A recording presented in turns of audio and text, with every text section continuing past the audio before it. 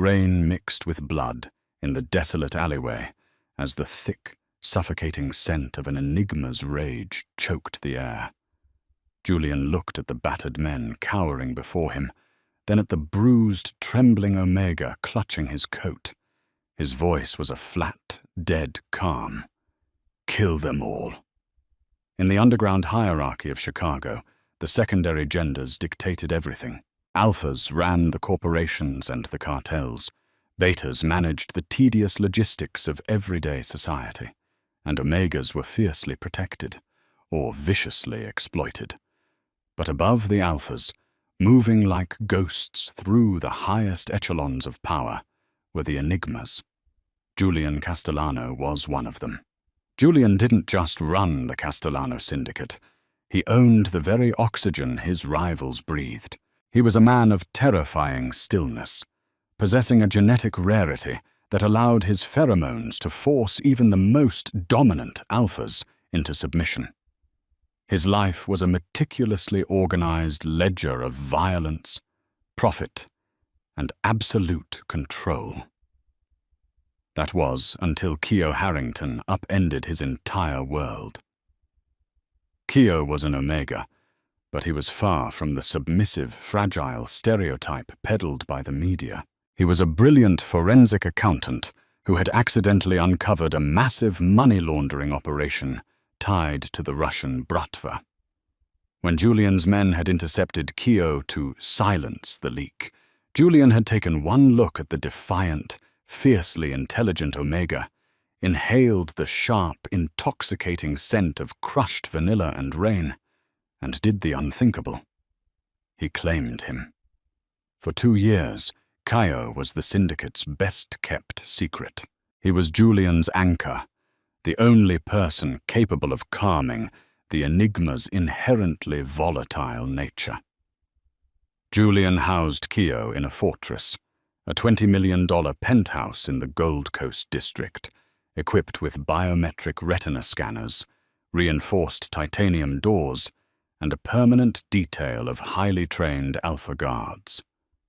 It was an impenetrable sanctuary.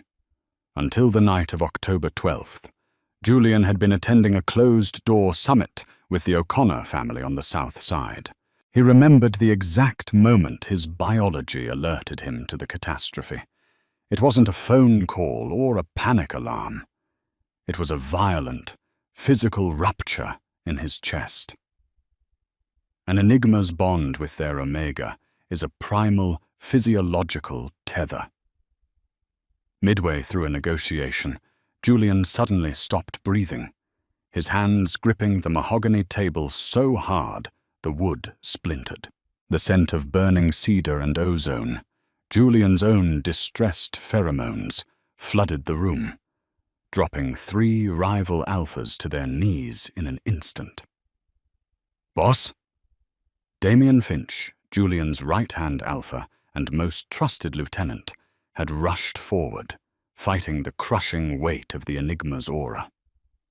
Julian didn't answer. He was already out the door. When his bulletproof Mercedes G63 violently hopped the curb at the Gold Coast Tower, the nightmare became reality. The penthouse hadn't been breached by force. It had been surgically dismantled from the inside. The biometric locks were bypassed. The security feeds were caught in a localized 20-minute loop, and the 4 alpha guards stationed at the door. They were dead, their throats neatly slit, devoid of any struggle. But the most deafening absence was Keo's. Julian stood in the center of their shared bedroom. The space was immaculate, completely undisturbed, save for one detail. Keo's favorite cashmere sweater lay abandoned on the floor, reeking of sour, terrified Omega pheromones and the distinctly acrid stench of foreign alphas. The Enigma's reaction was terrifying to witness. He didn't yell. He didn't break anything. A dead, suffocating silence settled over him. His dark eyes glazed over with an abyssal emptiness as he looked at Elias Crawford, his head of intelligence. "Lock down the city," Julian whispered, his voice vibrating with a frequency that made Elias's teeth ache. No trains, no flights. Grease the Port Authority. Bribe the highway patrol. If a single rat tries to leave Chicago, I want to know about it. Find him. For 72 hours, the Chicago underworld bled. Julian unleashed a purge unlike anything the city had seen in decades. Safe houses were burned to the ground. Rival syndicates were violently interrogated. Julian himself dragged Caleb Hayes, a low-level smuggler known for trafficking Omegas, into a soundproof basement and systematically broke every bone in his hands to extract information. The lack of sleep, combined with the agonizing severance of his mating bond, began to push Julian into a feral state. His Enigma biology was demanding a violent reclamation. The scent in the Castellano headquarters grew so oppressively dark and heavy that even beta staff members were passing out from the sheer atmospheric pressure of Julian's wrath.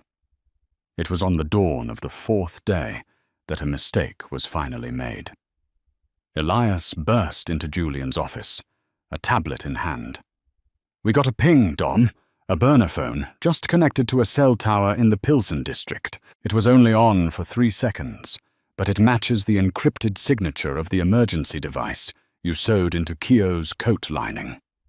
Julian's eyes snapped up. The dead, empty void in his gaze was suddenly replaced by the terrifying, predatory fire of a hunting enigma. "Assemble the strike team," he ordered, racking the slide of his customized Heckler & Koch USP. "We're going to war." The Pilsen district, particularly the abandoned industrial sector near the river, was a graveyard of rusting warehouses and rotting infrastructure. A torrential downpour had started just before midnight, washing the cracked pavement in sheets of freezing water. Julian's convoy cut the headlights 3 blocks away. A dozen men, dressed in tactical black and armed with suppressed rifles, fanned out into the shadows. Julian led the charge, flanked by Damien and Elias. He didn't need a tracker anymore. His heightened Enigma senses had caught the scent. Beneath the overwhelming smell of wet garbage, rust, and the metallic tang of the river, there it was. Vanilla. It was faint, completely drowned in sour fear and physical pain, but it was unmistakably Keogh. The scent acted like a physical chain, dragging Julian through the labyrinth of decaying brick buildings. They converged on a narrow, dead-end alleyway, tucked behind an old meatpacking plant. Julian raised a fist, halting his men in the shadows. He stepped forward silently, his boots making no sound against the wet asphalt. At the end of the alley, illuminated only by the flickering, sickly yellow light of a dying street lamp, stood 5 men. They were heavily armed alphas, wearing the insignia of the Rivera cartel. In the center of their circle, kneeling on the unforgiving pavement, was Keogh. Julian's heart seized. Keogh's clothes were torn, his face heavily bruised, his lip split and bleeding. One of the alphas, a towering brute named Hector, had his hand roughly tangled in Keogh's dark hair, yanking his head back to expose the delicate, pale skin of the Omega's neck.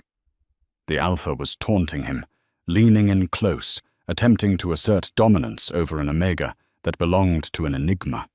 It was a fatal mistake. Julian didn't give an order to engage. He simply stepped out of the shadows, and in that split second, he unleashed the full, unadulterated force of his Enigma pheromones. It hit the alleyway like a concussive shockwave. The air literally seemed to warp and heavy under the pressure. The oppressive, suffocating scent of pure, lethal dominance slammed into the 5 Rivera alphas. 3 of them immediately dropped their weapons, their knees buckling as their biological instincts, short-circuited in the presence of an apex predator they couldn't comprehend. They began to violently retch, choking on the sheer density of Julian's aura. Hector, the alpha holding Keogh, froze. The blood drained from his face as he slowly turned his head to look at the man stepping into the light. "Take your hand off my mate," Julian said. It wasn't a shout. It was a quiet, resonant vibration that echoed with the promise of utter annihilation. Hector panicked. He drew his sidearm and pressed it to Kio's temple. "Stay back, Castellano. I'll paint the pavement with his—" A suppressed thwip cut through the rain. Before Hector could finish his sentence, a hollow-point bullet shattered his wrist.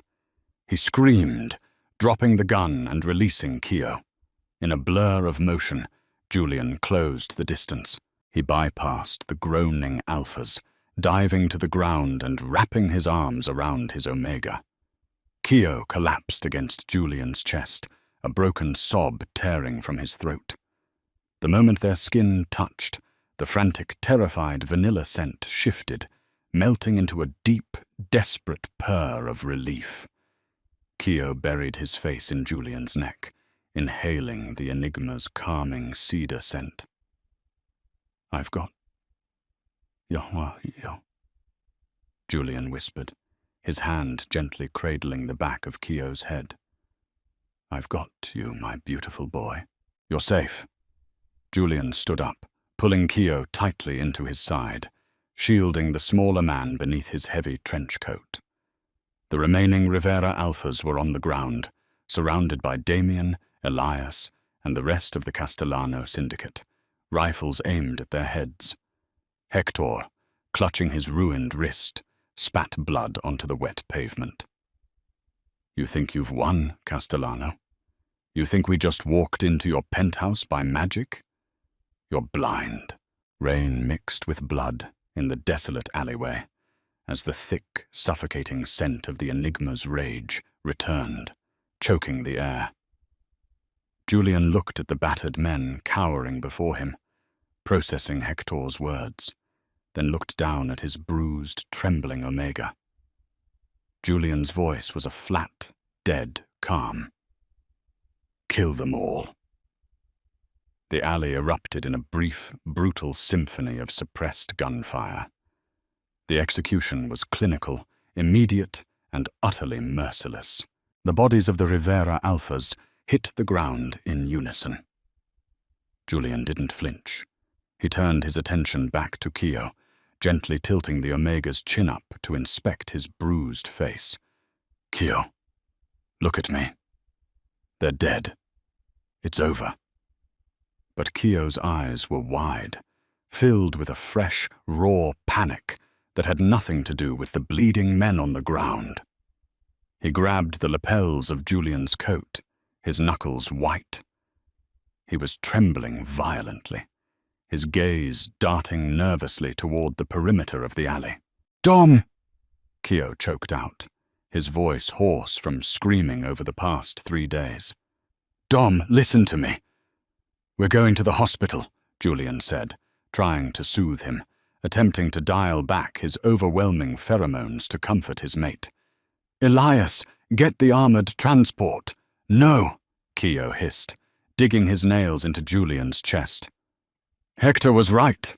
It wasn't the Riveras. They were just the middlemen. They were paid to take me out of the city and dump me." Julian frowned, his mind racing. The biometric locks. Someone had to have the master override. Kio's eyes filled with tears, and he looked over Julian's shoulder, staring directly at the men standing behind the Enigma. "They didn't hack the system, Dom," Kio whispered, his voice cracking with betrayal and horror. "The door was opened from the outside. I saw him. When the guards fell, I saw who let them in." Julian froze. The blood in his veins turned to ice. He slowly turned his head to follow Kio's terrified gaze. Kio's trembling finger lifted, pointing past Elias, past the smoking barrels of the syndicate's rifles, landing squarely on the one man who had access to the master override. The one man who had stood by Julian's side for 15 years. "It was Damien," Kio breathed. The rain seemed to stop entirely. The silence in the alley was absolute, broken only by the sound of Damien Finch slowly, deliberately lowering his rifle, a cold, calculating smirk creeping across his face as he reached for the radio on his shoulder. "Execution phase," Damien said into the comms, his voice echoing in the dead night. "Burn the Enigma."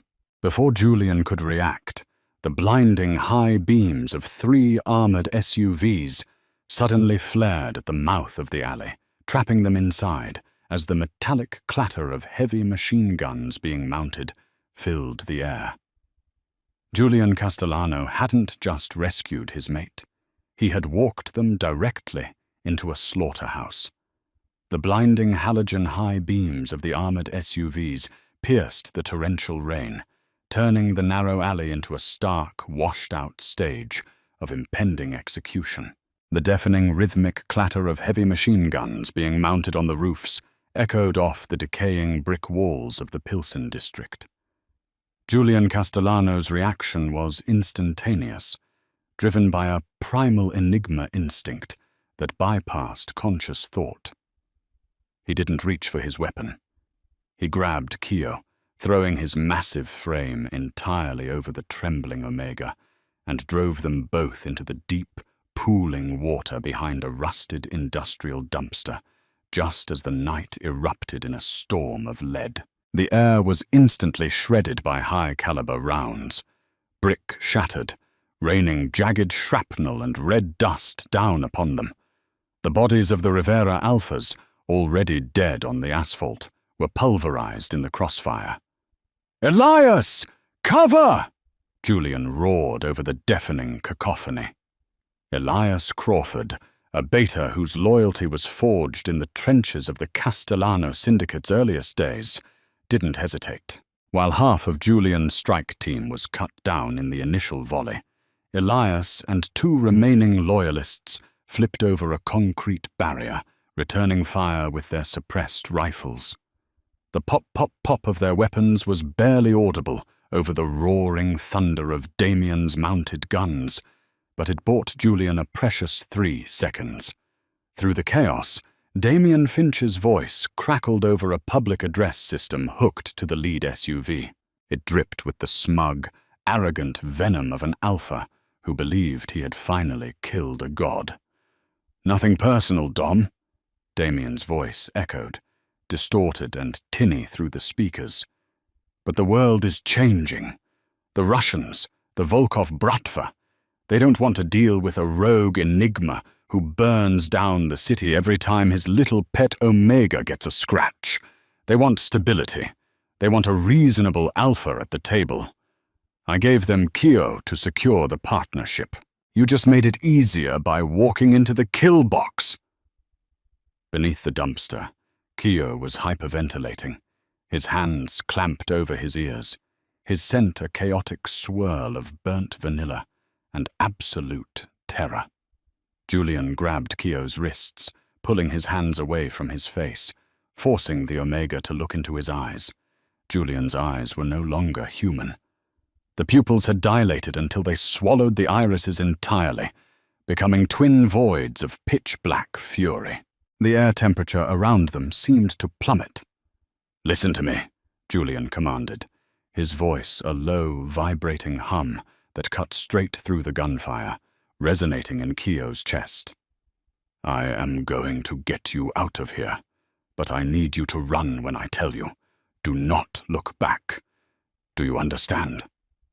"No," Kyo sobbed, clinging desperately to Julian's tactical vest. "No, Dom. They have heavy artillery. They'll tear you apart. I won't leave you." "You are my heart, Kyo," Julian said, pressing a fierce, bruising kiss to the Omega's forehead, his pheromones spiking into a concentrated, intoxicating wave of pure cedar and ozone to calm his mate. "If you die, I am already dead. Run." Julian rolled out from behind the dumpster. He didn't raise his Heckler & Koch. Instead, he did something unprecedented, something that violated the very laws of their biology. He took the internal restraints he kept on his ENIGMA aura, the mental walls that kept him from suffocating everyone in his vicinity, and he shattered them entirely. An ENIGMA's pheromones are inherently designed to dominate, but pushed to absolute critical mass, they become a weapon of physiological destruction. A shock wave of crushing, invisible pressure detonated from Julian's body. It hit the alleyway like a localized hurricane. The effect on the alphas in the SUVs was catastrophic and instantaneous. The heavy machine gun fire stuttered, then stopped completely. Through the pouring rain, the sound of men choking and screaming replaced the gunfire. Inside the vehicles, Damian's strike team, hardened, militant alphas, were violently thrown into biological submission. Their nervous systems overloaded, their lungs seized, and several began vomiting blood as their bodies desperately tried to reject the lethal dominance of the ENIGMA's absolute claim over the territory. "What the hell is this?" Damian's panicked voice screamed over the PA system, followed by the sound of him gagging. "Shoot him! Shoot him, you pathetic dogs!" "Elias! The wall!" Julian roared, blood trickling from his nose as the sheer exertion of weaponizing his biology began to tear at his own capillaries. Elias understood immediately. Pulling a highly volatile breaching charge from his tactical webbing, he sprinted toward the weakened, waterlogged brick wall of the abandoned meat-packing plant to their left. He slapped the C4 against the mortar, hit the detonator, and dove into the mud. The explosion blew a massive, jagged hole into the side of the building, exposing the pitch-black, cavernous interior. "Move!" Julian barked, grabbing Keo by the waist and hauling him to his feet. Together, Julian, Keo, and Elias threw themselves through the smoking breach, just as Damian, fighting through the paralyzing ENIGMA pressure, managed to blindly fire a grenade launcher from the SUV. The explosive round decimated the entrance behind them, collapsing the brick structure and sealing the hole in a mountain of rubble. They plummeted into the darkness, sliding down a rusted chute used for discarding refuse, landing hard in the flooded subterranean catacombs of the plant. The air was freezing, reeking of old copper and stagnant water. But they were Ali. Julian collapsed against a concrete pillar, his chest heaving, wiping a smear of blood from his upper lip. The exertion had drained him, but the lethal fire in his eyes hadn't dimmed. Keo crawled through the murky water, frantic, his hands patting over Julian's chest and arms, checking for bullet wounds. Dom, look at me. Are you hit?" "I'm whole," Julian rasped, catching Keo's trembling hands and kissing his knuckles. Elias clicked on a waterproof tactical flashlight, sweeping the beam over the decaying basement.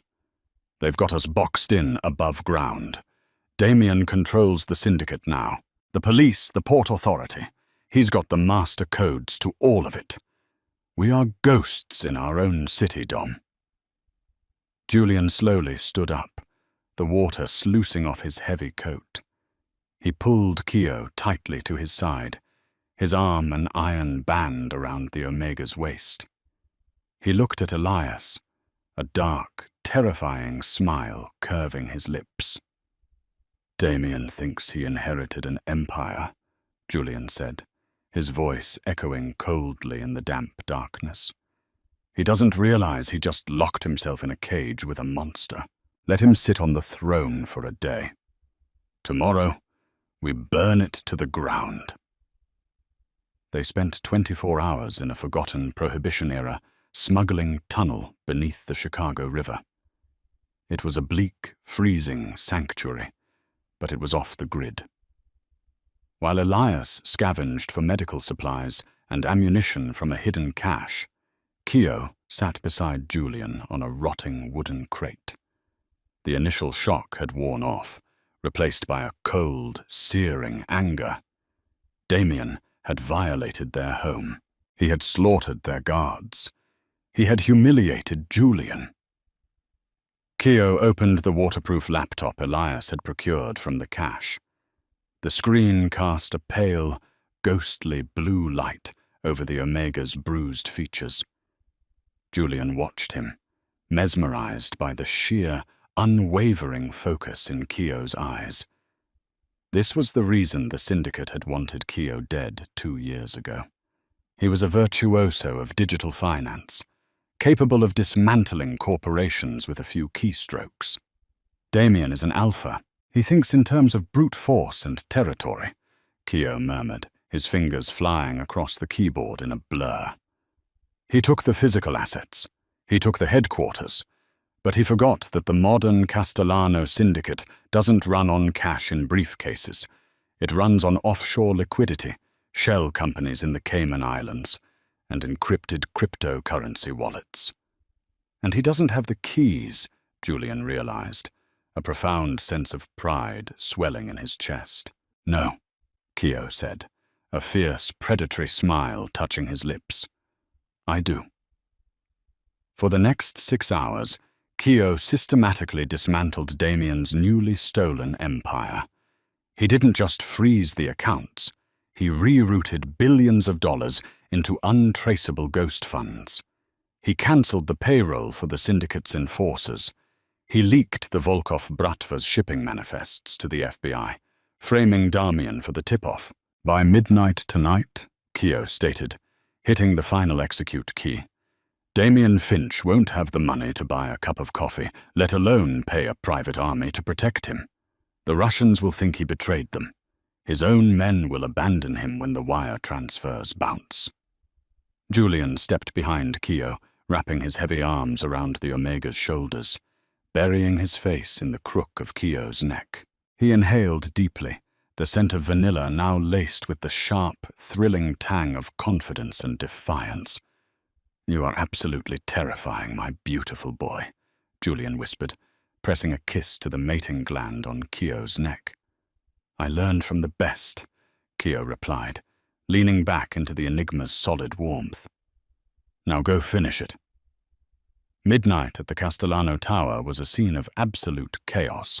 Without the funds to maintain the bribery network, the police had suddenly abandoned their perimeter. The private Alpha guards, realizing their offshore accounts had been zeroed out, had deserted their posts. The sprawling, opulent headquarters that Damien had violently seized was now practically a ghost town. Damien Finch sat in Julian's leather chair in the penthouse office, sweating profusely. His phone was ringing incessantly. Angry Russian mobsters, panicked lieutenants, and furious cartel bosses. The empire had crumbled between his fingers in a matter of hours. The heavy mahogany doors to the office didn't open. They were violently blown off their hinges, splintering into heavy shards of wood that skittered across the marble floor. Damien jumped, dropping his phone, his hand clawing for the gold-plated revolver on the desk. He never made it. Julian stepped through the smoke, moving with the terrifying, silent grace of an apex predator. There were no guns drawn. There was no strike team behind him. There was only the Enigma and the absolute, suffocating weight of his wrath. The aura hit Damien like a freight train. The Alpha choked, dropping to his knees instantly, the revolver clattering uselessly to the floor. The biological pressure was so immense that the glass of the floor-to-ceiling windows began to vibrate, emitting a high-pitched whine. Julian walked slowly across the room, his heavy boots echoing like a death knell. He stopped in front of Damien, looking down at the traitor with hollow, dead eyes. "You thought you could take him from me," Julian said, his voice barely above a whisper, yet it boomed in Damien's ears like thunder. "You thought you could touch what is mine." "Tom?" Damien gasped, blood pouring from his nose, his eyes wide with unadulterated terror as his Alpha biology completely surrendered, begging for mercy from a superior genetic force. "Please, the Russians, They made me. There are no Russians here, Damien. There is only me. Julian reached down, grabbing Damien by the throat with one hand, lifting the heavy alpha off his knees effortlessly. He didn't squeeze. He didn't have to. Julian simply flooded the room with the most toxic, concentrated wave of enigma dominance he possessed. It was a biological short circuit, a direct attack on the alpha's nervous system. Damien's eyes rolled back in his head. His heart, unable to withstand the physiological terror of the enigma's absolute suppression, simply gave out. Julian dropped the lifeless body to the floor. The scent of ozone and burnt cedar slowly dissipated, replaced by the cool, sterile air of the penthouse. Elias stepped into the room a moment later, looking at the body, then at his boss. "The building is secure, boss. The loyalists have returned. The Russians are too busy dealing with the FBI raids to retaliate." Julian nodded slowly.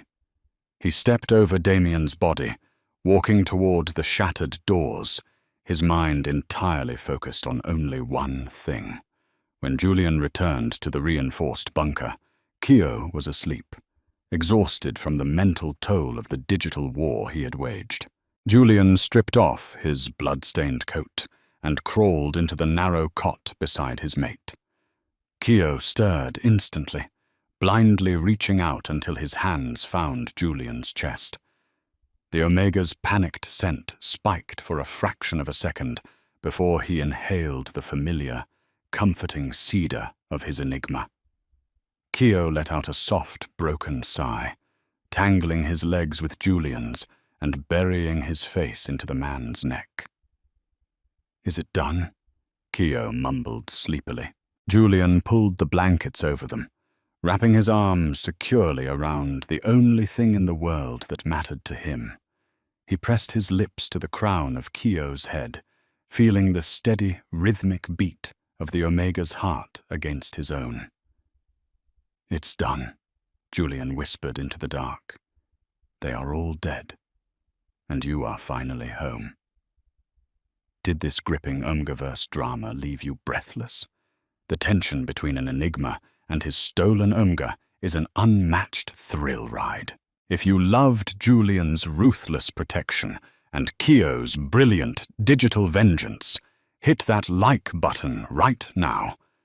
Don't forget to share this pulse-pounding story with your fellow BL drama addicts, and subscribe to the channel for more intense, romantic, and action-packed audio stories delivered straight to you every week. Comment below. What was your favorite twist?